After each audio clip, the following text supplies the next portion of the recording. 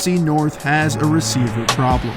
No, not a shortage of receivers, but defending some of the most dynamic pass catchers in the NFL. The Detroit Lions know this all too well. Twice a year, they get Davante Adams, Adam Thielen, and Allen Robinson. Without a well-executed game plan or properly deploying their talent, those three will continue to unleash havoc on the Motor City. The Lions' defense struggled mightily in 2019, and Matt Patricia is still developing and retooling his system, approach, and philosophy. To better understand that philosophy, we have to understand his roots, the man of doom, Bill Belichick. Belichick operates under the theory that defensive backs are more important than pass rushers, that he can create more pressure with hybrid linebackers and scheme rather than finding unicorns like Jadeveon Clowney or Khalil Mack. Hybrid linebackers are much easier to find, and if you look at the one position Belichick is willing to shell out some actual cash for, it's cornerback. Stephon Gilmore, Darrelle Revis. Belichick and Patricia know the value of a true shutdown cornerback. Put him on an island, no help, one-on-one with the best receiver, so the defense can bring a fifth defender on a blitz to create pressure. But last year, the Lions strayed from that plan. They blitzed just 18% of the time, good for 30th in the league, and pressured the quarterback just 19%, which finished 29th.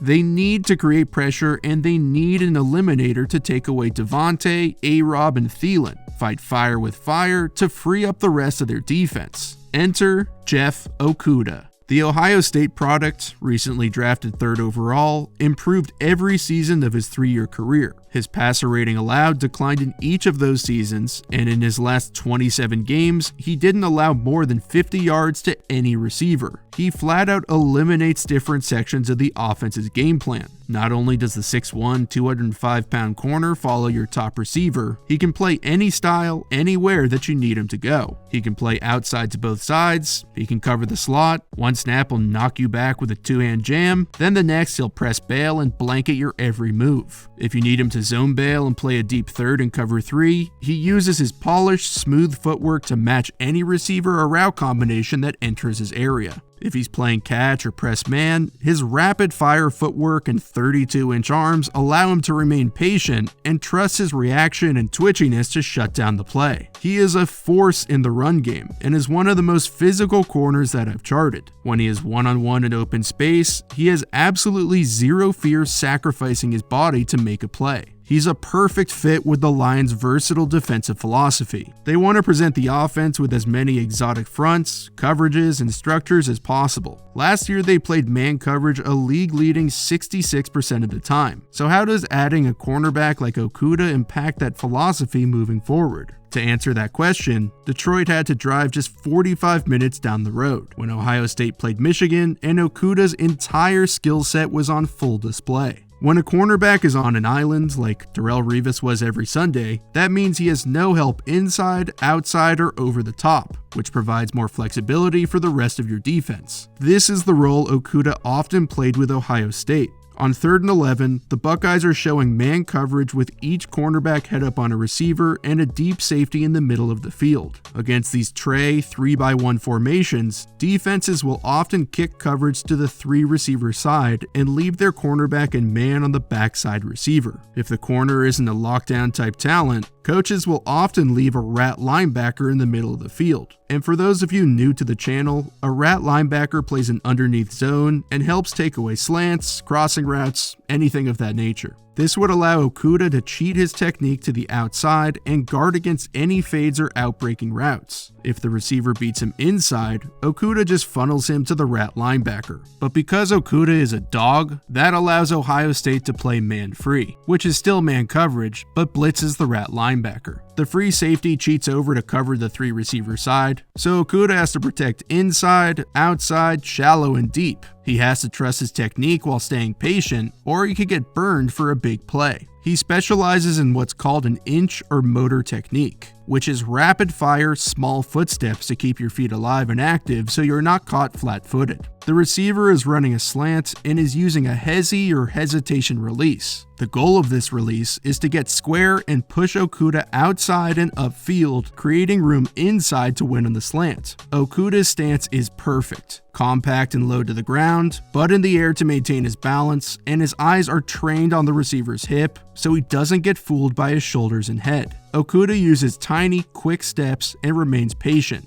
And once the receiver declares which side he's releasing to, Okudah shoots the opposite sidearm to stay even and stick to the receiver's hip. Once he gets those long arms on you, you're going to slow down. He's using that arm to neutralize the receiver, who's selling the go route straight up the field. Okudah doesn't need to panic and outrun him over the top. He uses his arm to feel the break of the route if it happens, and leans on the receiver, which tells him exactly when it's time to break. He uses his hips to swivel with the in cut and extends those long arms to break up the pass. This was a perfect ball from Michigan's quarterback Shea Patterson, and if Okudah missteps or is tricked for even a split second, Michigan picks up the first down and extends the drive. He can play motor, he can read step. His man coverage technique and footwork is just immaculate, and is definitely the most impressive part of his game. But that doesn't mean he isn't a complete corner. Far from it. Ohio State played plenty of cover 3 zone and asked him to take away an entire third of the field. Okudah has excellent route pattern and concept recognition, and that smooth, patient footwork translates flawlessly in his zone bail technique. If you show him a concept once, don't expect it to work any other time in the game. He's a cerebral mind and will shut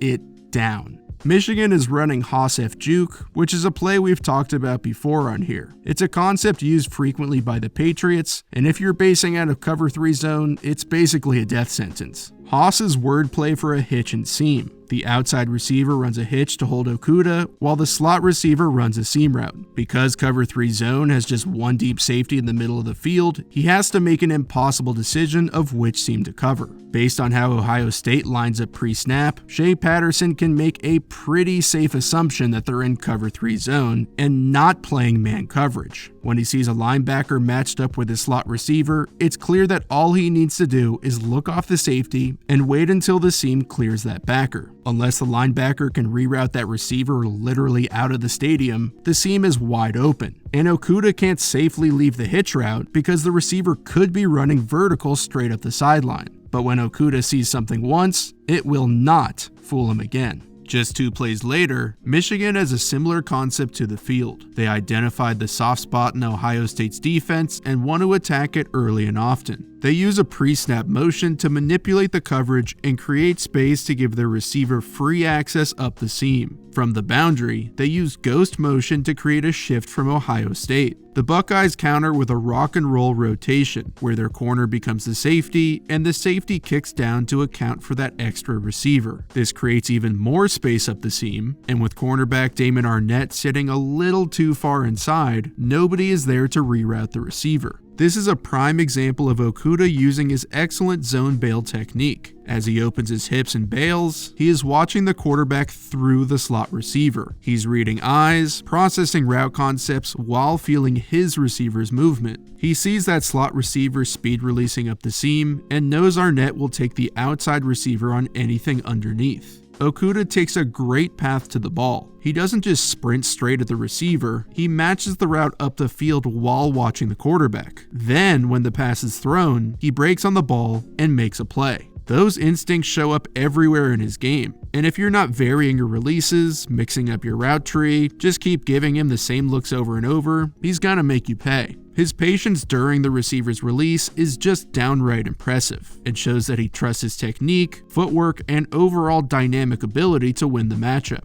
Just like the first Michigan play, Okudah is using his motor technique, and the receiver, Cam Blakely, is also using a hesitation release with a hop. He's using this release to square himself to Okudah. Wide receivers always begin in a staggered position, which is a natural disadvantage compared to the cornerback's more powerful, squared stance. Receivers want to square themselves to even things up, and it also creates a two-way go possibility. Blakely leans inside on his hop to try and force Okudah inside to create space, then go out. Instead of reacting to that initial move, Okudah uses his motor technique and waits. If he's overreactive, he'll open the gate, meaning his hips will open up too far, which could cross up his footwork. Blakely is gathering information during his release, but Okudah is also gathering information on him and isn't deceived at all. He uses his opposite arm to sink his hook into Blakely, and though he was leveraged inside, look how quickly he tops the route and cuts off the space up the sideline. Once he latches that arm onto Blakely, this slows the receiver's release and acts as a lever for Okudah. He can follow him up the sideline on the fade route while controlling Blakely with his arm, or if he's running a hitch, Okudah uses that arm as a lever to both stop his momentum and pull himself back towards Blakely. If you show him something once, it just won't work the next time around. Just one play later, the two are matched up again. Okudah is playing the same technique, but has crept just a hair closer. Blakely tries the same hesitation hop release, trying to move Okudah inside, but Okudah knows that during hezi releases, the receiver is vulnerable to a jam. It's called a hesitation release because you are hesitating before making your move. There's a fraction of a second where you're not moving upfield and are exposed to contact. Okudah executes a strong, two-handed jam. It could be even better if he kept his head back and doesn't lunge forward as much, because if Blakely swipes or chops his arms, he could be caught off balance. By grappling onto him, Okudah swings his hips mirroring Blakely's, and manages to once again keep that opposite arm attached. Just like the play before, he immediately tops the route and is stride for stride. Good technique allows him to win off the line of scrimmage and keeps him in phase, which means he's close enough to the receiver that he can turn his head and look for the ball. Okudah allows pretty much zero space to throw and makes it practically impossible for the play to be made. His overall talent and skill set easily makes him worthy of the 3rd overall selection. He will immediately become an impact player on the Lions defense, but I still have some questions about his game. He didn't face a ton of elite wide receiver competition in college, and that will change pretty damn quickly as he's handling Devontae Adams or Adam Thielen one-on-one. But week in, week out, he didn't match up with a lot of NFL talent. He struggles a bit to high point the ball and win at the point of attack, despite often being in perfect position, and that could lower his overall ceiling if he isn't forcing turnovers. This play kinda shows why I like him so much, but also why I have some of those concerns. He uses perfect technique to stay with Higgins and is in phase, but gets pushed off at the point of attack pretty easily. If he's not getting his arms on receivers, which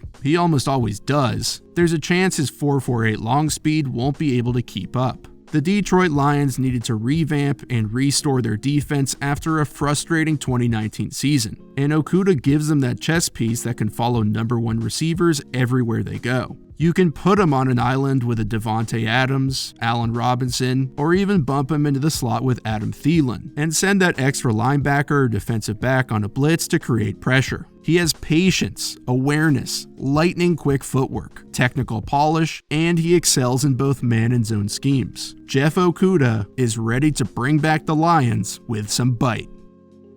Thank you so much for watching this week's episode. If you liked it, make sure to hit subscribe and turn on the bell if you want notifications, and leave a comment about really anything you'd like down below. I want to give a huge shout out to new Buffalo Bills running back Zach Moss, who just got drafted. I was yelling at my TV pretty damn good when it happened, and it was just awesome seeing him achieve his dreams. So, congrats to you, Zach. It's been a few weeks since I've gotten the chance to properly thank my Patreon supporters, and I'm so grateful to each and every one of you for helping me achieve my dreams. Since I've opened up my College All-22 game film library to you guys, we've had some really in-depth conversations about play designs or concepts, just general game theory, and that's been really fun to hear some of your different perspectives. If you're interested in that film, or any of the other content I put on Patreon, or just want to help support the channel in general, check out patreon.com/AlexRollinsNFL or click the link in the description box below. I've got some great stuff coming up the next few weeks. The 49ers' new defensive tackle, Javon Kinlaw, is definitely in the mix, and a few others. So I hope you all enjoy whatever ends up coming next, and please, let's stay inside and let's stay safe. All right, until next Saturday, see ya.